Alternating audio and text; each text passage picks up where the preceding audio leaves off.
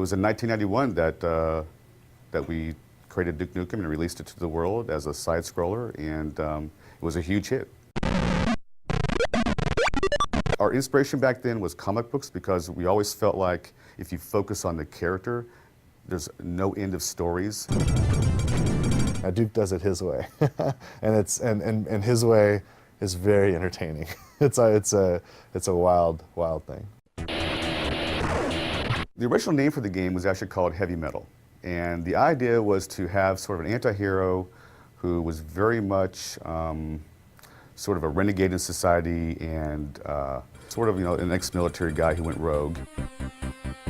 When the original Duke got started, it was myself, Alan Blum, and another programmer, Todd Repogel. Todd Repogel and I went to school together. We grew up together in Santa Cruz.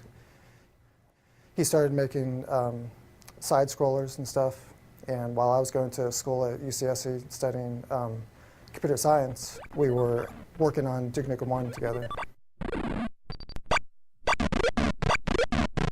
There's a guy I'd like to, anytime I have an opportunity, I like to call him out. His name's Alan Blum. And Alan, he created Duke. He and Todd Repogel, back in 1991, 92, created the original 2D side-scrollers of Duke Nukem. And, great fun games. And he's the one guy that from the very first moment of Duke existing, all the way through till today, has been involved in the Duke projects. It's very childish. So it doesn't take itself seriously, It's, instead of trying to fit a formula or trying to do certain things, it just does stuff you want to do. Duke Nukem has always been about the character, and we were focused on that at the beginning. It was difficult to bring it out with the side-scrolling simple technology in which we couldn't have voice work and so on. Actually, the voice started with Duke Nukem 2. At the opening cinematic, he says, "I'm back." Todd Repogel, the original Duke Nukem programmer, came to me and just asked about doing a voice because he wanted Duke Nukem to sound like, at least then anyway, sounded like a cross between McBain and Arnold Schwarzenegger. Those were my instructions, and I just said 2 words. I said, "I'm back." I am back.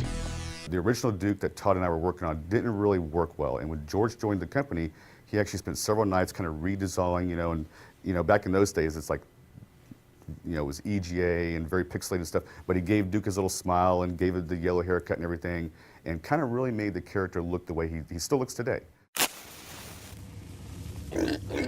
What? Did you think I was gone forever? Too long. We've waited too long, frankly. And I don't know if there's anything that could live up to the idea of 15 years of development, but this is absolutely a worthy successor and a worthy sequel to the game. I think that this is what fans have wanted to come out, and it's finally come out. I can't be more excited. If you're a Duke fan, and especially you're one of the fans that hang out on the 3D Realms forums for all that time, refusing to give up, refusing to, give in to the naysayers or whatnot, you're going to have a blast with this because it is a hell of a lot of fun.